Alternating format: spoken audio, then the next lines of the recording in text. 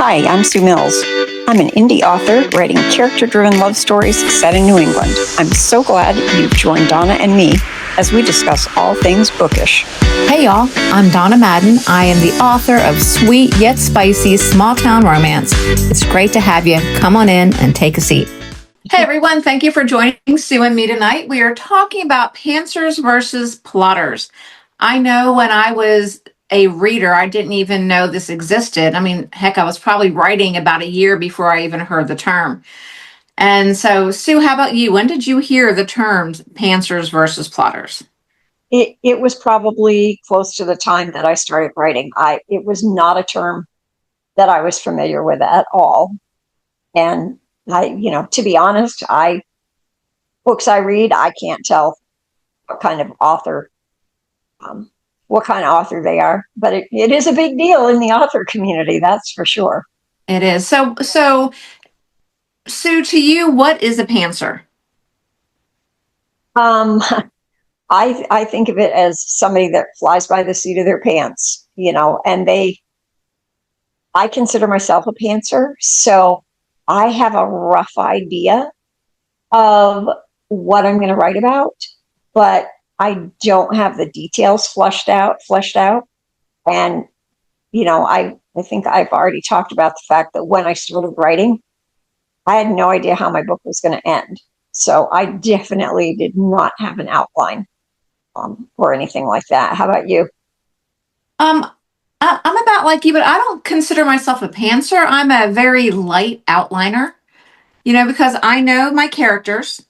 They are, I know who they are, what they like, what they look like. I know my main tropes. I know my conflict, and I have a sort of idea of where I'm going to go. So I think I'm in the middle because I'm sure not a pantser.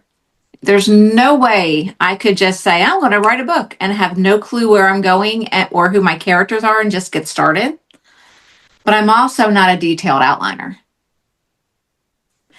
Have you had any characters come into your books after you were started, when you were in mid book, so to speak? Yes, I have. I had one character who was just a huge background character, a friend of a friend of a friend. She was mentioned a couple times. This was in my first series. And then all of a sudden, Adler pulls up on his bike and she jumps to the front of all this group of girls and wants to know who this guy was. It was not planned. And she became one of the main characters in my next book, You Are Enough. And she wasn't liked. She wasn't supposed to be liked. But yeah, and I had nothing on her. She just appeared and happened. How about you? Oh, definitely. I started writing about Sam and Quinn, and like I said, it was a second chance romance. I didn't really know how it was going to end. Were they going to stay together? Were they going to end up in bed? What was going to happen? And it was the summer of 2020, I think, and I was riding a bike a lot, and I do a lot of my plotting when I'm riding a bike.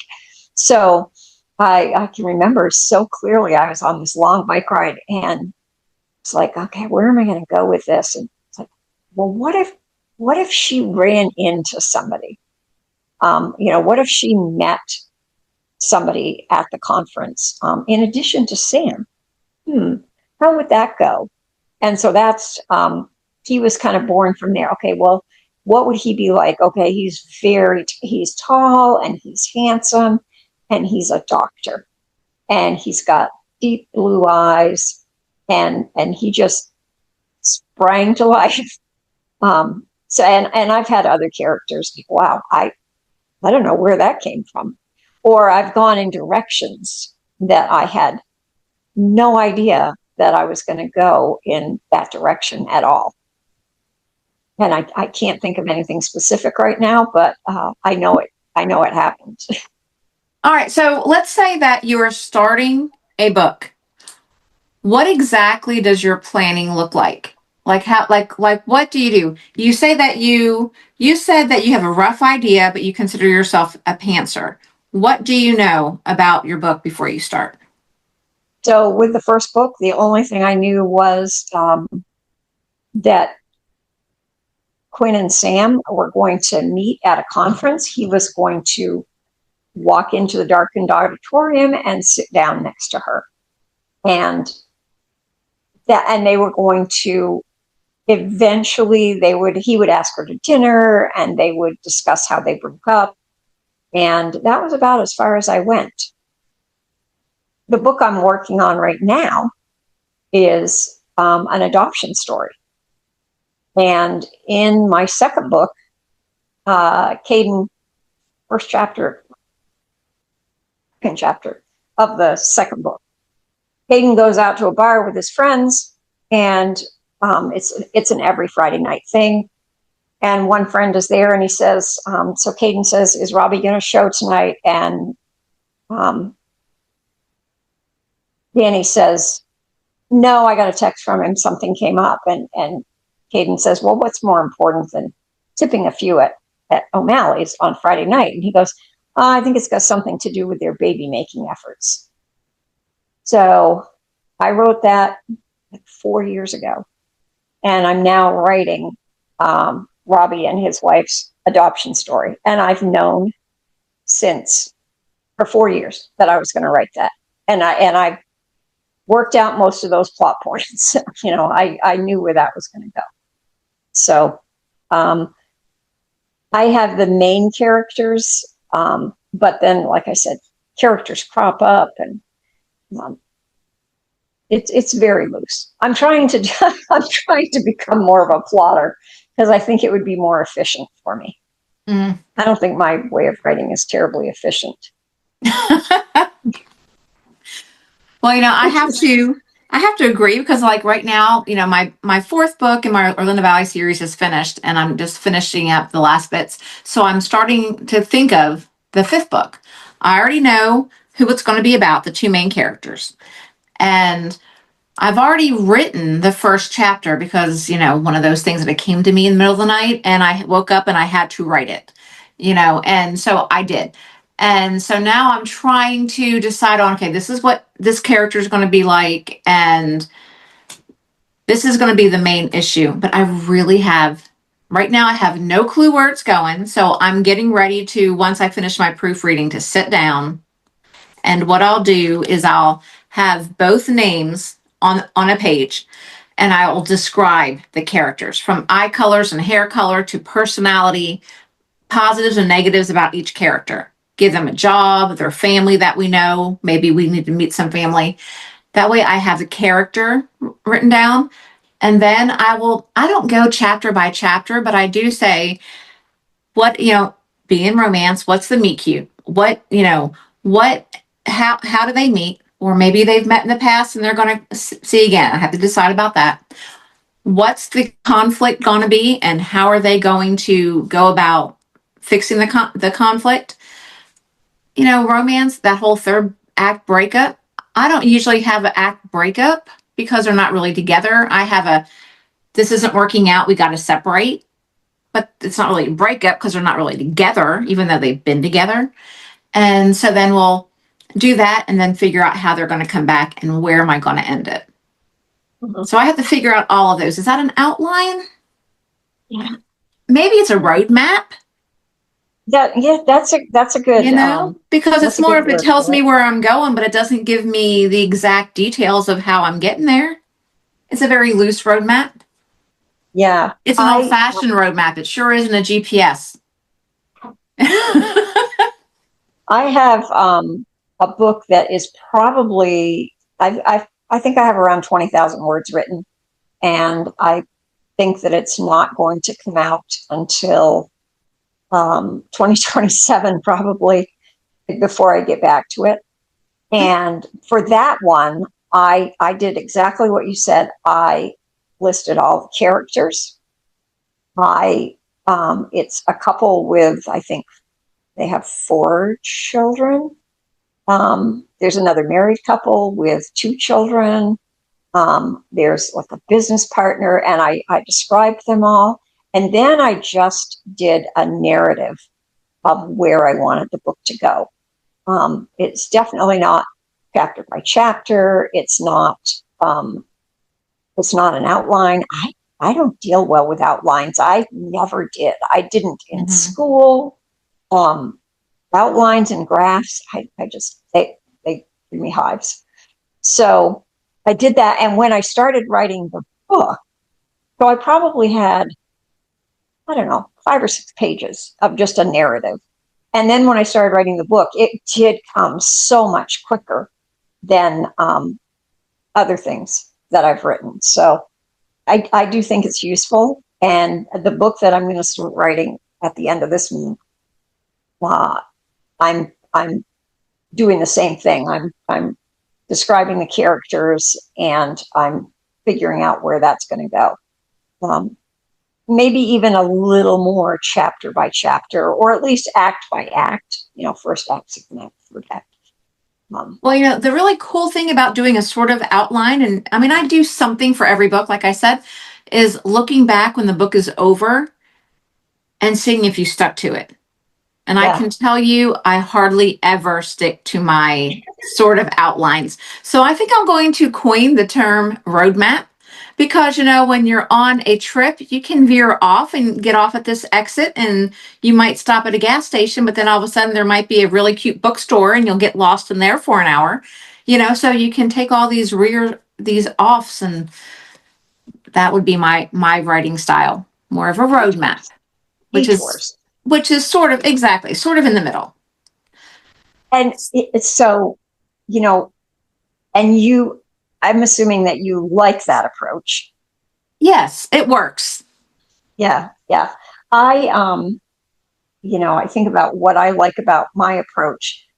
I love it when the characters do something that was I hadn't planned, totally unexpected. Wish I could remember that because I talked about it on a TikTok video that my characters took me somewhere I did not expect to go, but I can't remember what it was now. So I do like that. Hmm. What do you think are the biggest challenges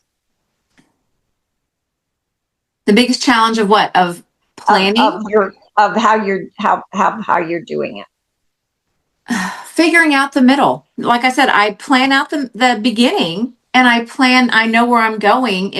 I need to start coming up with some, the beats, the romance beats. I need to start coming up with some sub beats in the middle.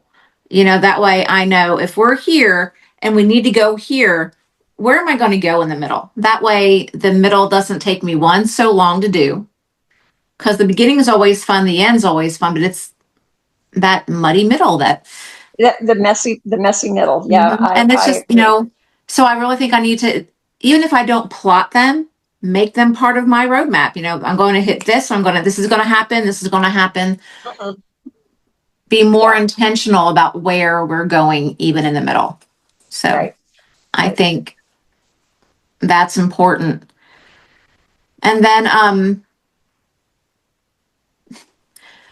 have you ever gotten stuck? And if you've taken notes, have your notes ever helped you get unstuck? Or is this something you need to work on? I probably need to work on it. I What happens for me, the reason I want to be able to list all the characters, at least as I can envision right now, for future books, is because if I don't do that and I'm progressing through and it's like, okay, yeah, I need to introduce this friend. Okay, well, what's the friend look like? And then Mhm. that stops me dead.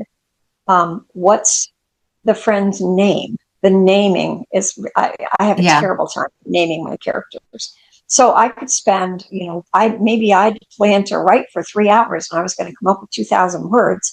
And instead, I'm looking for names and I'm plugging them because I look them up in the internet to see if there's anybody with that exact name. Yes, 90% of the time, the names I come up with, they're already out there somewhere. So I get stuck on that. I get hung up on that. Yeah. Well, it's like, the character the female character that's going to be in my book that I'm getting ready to start, she has no last name. She's been in 2 books now as just her first name. So now I'm like, huh, she has no last name, and she doesn't, we've never, but yet she's been a very, very side character, so she has we don't know what she does for a job. We don't know her family. We don't know her last name. So, which is fine because it never came up in any of the books. But now I'm like, okay, I have to build this character, but I have to make sure it doesn't go against anything that she said in the past books, Uh-huh. So I have my beta reader, my, little assistant doing homework and going through the past books that this character has been in to see how I describe her, like her eye color. That's my downfall. I know what color hair she has, but her eye color, does she ever talk about family? Does she talk about her house? I need to know all those details because I've never written them down, Yeah. so Yeah. that way I can see where she's going. So I wish I would focus on a whole lot of characters, even the side characters, before I write them, because they're going to be a book someday. Right. Right. Yeah. That's Caden's friends are named Danny and Robbie. And so book 7 is where I start, which is out now, is where I start Robbie and Jenny's infertility struggle. And it's like, what's their last name? What are their last names? And then Danny and Brooke figure into it as well. And I don't know if I gave them a last name in book 7 or if it's in book 8 that I'm working on now, because they're the bigger couple in that one. But yeah, it's like, and I've got a couple in the book I'm getting ready to send for editing, and I don't know if they have a last name either. So, and the outline that I'm working on, one of the main characters, her romantic interest breaks up with her. So I've named the romantic interest, but not the last name. And I have thought about, would I give her a last name? Are we ever going to need her last name? Well, here's something I've really done.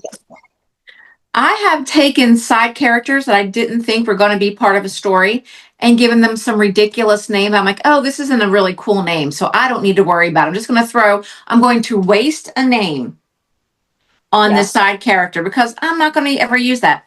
Now I'm considering making one of these side characters into a book. And I'm like, oh, but I don't like his name. Yeah. Because he was never supposed to be a side character. Now I'm like, but he would be a good character. So I do the same thing. If I've got somebody that I think, we're never going to see this person again. Mm-hmm. So I'm going to give them just as a matter of fact, I did it today at what I'm editing. I had this guy in there named Nick. And so as I'm going through, it's like, I like the name Nick a lot. I am going to use Nick again somewhere. So I've got to give this character a different name. You know what? I'm going to name him Owen because it's not a name I'm crazy about. And so now I'm hoping I catch all the Nicks. Well, you know how to do that, don't you? Yeah, I do. The find and replace? Oh, yeah. Okay. So hopefully it'll work for you.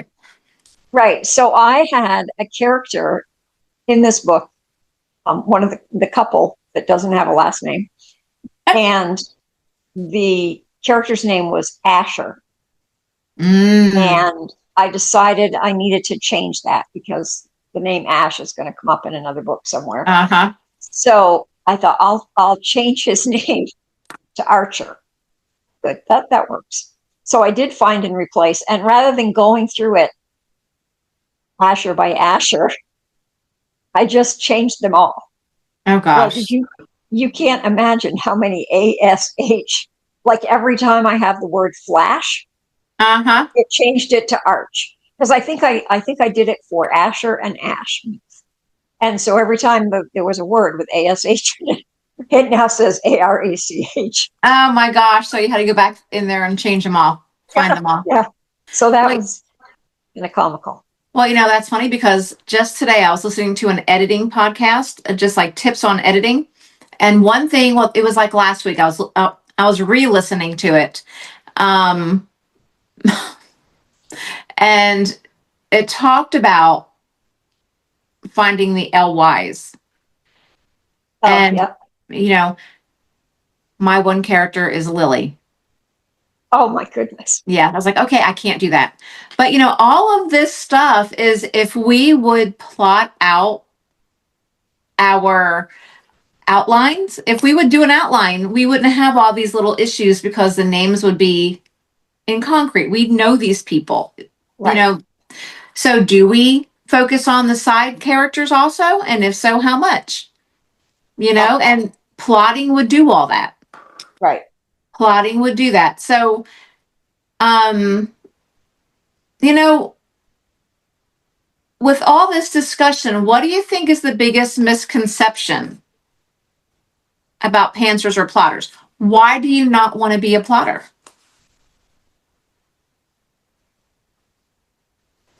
It's, I think when I started, um, it was, feeling like I was going to be stuck.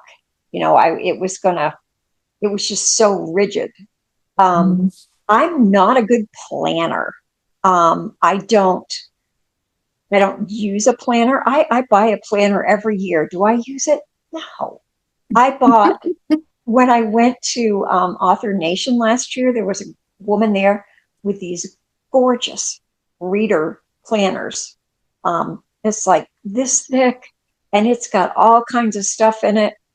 And I've used it, but I haven't used it the way I don't think that she intends. I'm just not a good planner. And that has been my word of the year was plan and planner. I am going to be, and it just, It it didn't work bothers me. for you. Yeah. Yeah. So, but I want to be there. I want to be a plotter. Well, my issue with it is if because I know I've heard authors or some authors who go through and they detail chapter by chapter by chapter and they know exactly. That's a lot of work, It and is I don't and I'm like if I'm going to put all that work into planning every single chapter, I'm going to just write it, yeah. you know? And then there's been times like I can show you outlines I have done after I finish writing a book, let you read the book and let you read the outline. They're totally different. So it's like I've learned not to spend so much time on an outline that I'm probably not going to be following anyway. Right. So Right. that's why I've gone to just the points, my roadmap. I like my roadmap. Right. It keeps me from getting lost totally, even though I might veer off the road every once in a while. Have you ever had a point that you thought was going to be in a book, a plot point, a fairly major plot point that you had to abandon because it didn't work? Yeah. Yeah, the book that I just finished, I wrote 20,000 words of the main female character and another guy. Oh, And because I was like, it's going to be them. They have to do this. And I could not get it to go past that mark. It okay. wasn't working because I didn't have enough conflict between them. Oh, okay. So even though I planned it out and I plotted it, and I have their outline sitting here, I'm like, it was a great outline, but it didn't work when I was writing it. So I had to start over. And I started over in July and changed the main character to the guy who it is now. And in a month and 4 weeks, I had the book written. Yeah. So sometimes those plot the dead ends end up because that's not how they should be. Mhm. How about you? Have you ever run into anything like that? I did. I did. I had, there was going to be a tie between my two main characters, and it I don't want to give too much away Right. in case people haven't read the books yet, but there was going to be a conflict, and it was going to involve the woman that one of the main characters got involved with. And there was going to be a tie back to the male character in the other couple. And I had it all written out in great detail. I had actually reworked it 3 or 4 times. And then I realized, this is just doesn't work. It it makes this woman irredeemable. Mm. So I had to go back and figure out a way for there to it was going to be a conflict between she and the guy she ends up with. I had to go back and figure out another conflict for them. But yeah, that was I had a lot written, and I just bagged it all. Now, with that, have you ever been, because I know this has happened to me before, where I'm writing one story, and of course, if we were more of a plotter, these things wouldn't happen. But then all of a sudden, this character pops up, and you're like, wait a minute, I want to do this story with this character. So you have to back up and make sure all the holes fit. And then all of a sudden you realize they do. So your wonderfully planned out story can go in a different direction because it works from different books and stuff. Does that make sense? Do you know what I'm saying? I You, do, I do. Yeah. The book I'm working on right now, so book 7 is Robbie and Jenny's fertility journey, and book 8 is their adoption journey. But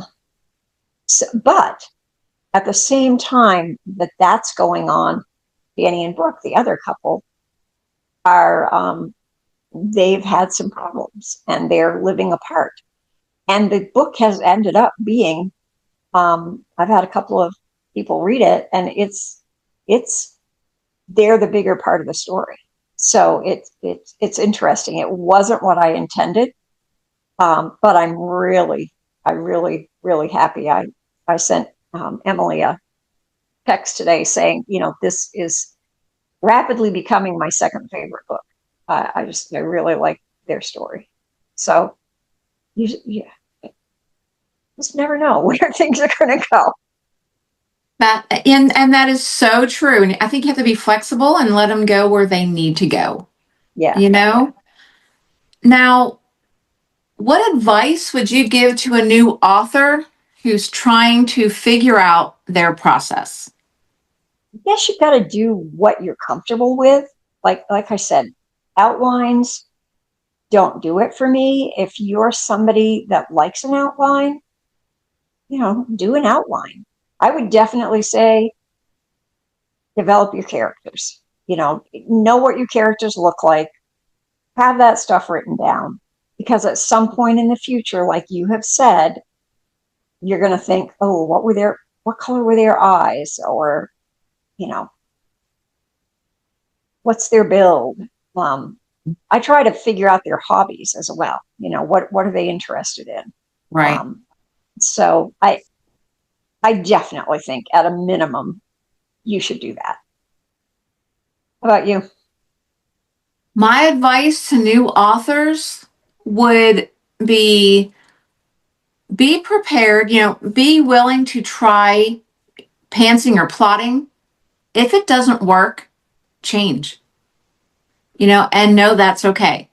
And also know there's a whole lot of information out there. You and I are giving what works or didn't work or might work again for us. But these are just suggestions. And what works for me may not work for you. Or you can take a part of what I say and part of what you say and come up with your own thing. So all you authors out there, make sure that you're just willing to swerve into something else. Find your own roadmap and go with it. Yeah, You if a know. detour crops up, Mm-hmm. take the detour. Do you think writing romance is needs more structure because of what the reader expects? I think the only thing as someone who started out not having a clue what I was ever reading, even though I was a romance reader, I think you need to know that it has to end in a happily ever after. And you have to have tropes to focus on. Even if it's just one or two main tropes, one or two main tropes and a happily ever after, that's really all you need. Yeah. You know, the beats that we talk about are for writers, not readers. I guarantee most readers don't care. They just want that happily ever after. That's why we read romance. Right. You Right. know? I the book that I'm going to start soon, I actually researched tropes, and I decided, this one I am going to look at tropes. I'm going to figure out what tropes work for the book, Mm-hmm. and I am going to make sure I hit those tropes, because sometimes I've gone back and thought, okay, what tropes do I hit? And I couldn't tell you. So yeah, I think the tropes are a big deal. They are, because, and that's something else where if like there's a trope that I don't really want to read, and that's boyfriend's dad. Okay, that's a Okay. trope in the romance world. I don't want to read that. So Uh-huh. I like knowing in the blurb somewhere, someone's going to tell me those tropes, you know? Yeah. And sometimes I think they're spoilers, but at the same time, now I'm like, okay, at least I know I don't have to read a book about this girl now going after her boyfriend's dad. I just think that's weird. And so I don't have to read that. But when you outline, if you choose your tropes, like I'm going through that right now. I know one trope. I know a couple tropes for the next book I'm doing. I try to find two or three, because then when you're done, this might be controversial, but you can put your book in an AI and ask it to find the tropes in your book. And hopefully it's chosen the ones that are in your outline, Right. and it usually will, and then it'll give you more. Yeah. So Yeah. that way you don't have to sit there thinking of the tropes. Yeah. So, And I think that's helpful. I think it's helpful for the whole process. It's probably, do you think that's helpful when you're, like when you're getting ready to write your blurb, or when you're putting it on Amazon or any platform really, and trying to find your keywords? oh That's, yeah. I always struggle with those. Yeah. That's why I'm hoping having this a little more defined will make that Right. whole Well, yeah. process And I think easier. having an outline or some sort of more of an in-depth plan will help with all that, because you know already, because tropes are keywords, you know, and Right. then the little phrases that you'll come up with in an outline or whatever can be used in your keywords.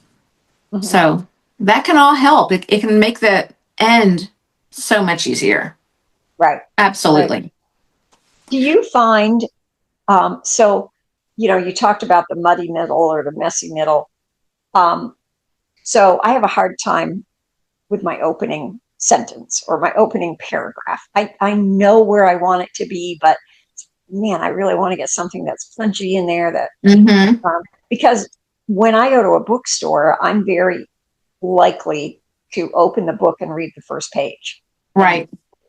decide if that's how I want it. I look at the blurb and on the back, and I look at the first page generally. Um, so I have a hard time there. But usually the first, I would say, 8 to 10,000 words come really easily. And then I'm in the messy middle.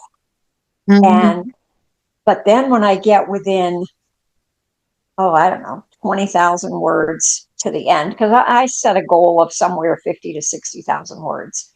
And when I get around 40, it just all starts coming together so easily at that point. But man, it's so painful to get from 10 to 30,000 words. Right. Yeah. They always say, like there's blog blog posts, there's Instagram posts and stuff now that have, would you read this first line or this first line? Those type of posts. So I Oh, always yeah. try to make my first line interesting, but at the same time, as long as there's something that keeps them going, like a hook, like a cliffhanger at the end of chapter 1 to make them want to go on and read chapter 2. Yeah. That's and I also try to keep my chapters less than 2,000 words. Oh, do you? Okay. I do. It doesn't always happen, Right. but I try to keep them less than 2,000 words. Do you try to keep them similar? Like, do you have a range? If you're doing, do you have any that are only like 11,000? I'm 11. sorry, 1,100? Right. Yes. Yeah. Yeah. Okay. I mean, Okay. they'll, because I write in first person, I only write one person's POV at a time. Right. So if it's just going to be short, it's going to be short, but I try to keep them all. Sometimes I get over 2,000, but then I'll try to get in there and split it in half. Is there a place that I can just split this? That comes from me though, because I don't like to put a book down in the middle of a chapter. Yeah. So Yeah. I like short chapters, so that way I don't have to do that. Right. So So maybe if I plotted more, I'd be able to do that better, but I try to keep my chapters right around 2,000. I mean, that's kind of my goal. And so this book that I'm editing or revising, let's say, there's a couple of spots where I want to add some more plot to it. So I was just before we came on, I was looking at that and it's like, okay, chapter 22, I'm going to cut this out and I'm going to start a new chapter with it. And, like, okay, well, so how many words did I have in chapter 22? So I had gone through this week and I had written down the word count for each chapter. Like chapter 22 had 4,800 words. Okay, we definitely need to cut that in half and rework this. So I've got several chapters at the end of this book that are pretty lengthy. So I gotta do some work there. yeah, those are I have a long week left to chapters. do it. That's a long chapter. It was a long chapter. It really was on a roll. It all tied together, but I know how I can separate it now. And yeah, 4,800. That's a long chapter. That would make me upset because I wouldn't be able to finish it before I fell asleep, Uh huh. which is important to me. Yeah, Do you have any other questions? I think we kind of covered it. I think we did too. I Yeah, think I I think we like your did good. I So like your roadmap idea. thank you.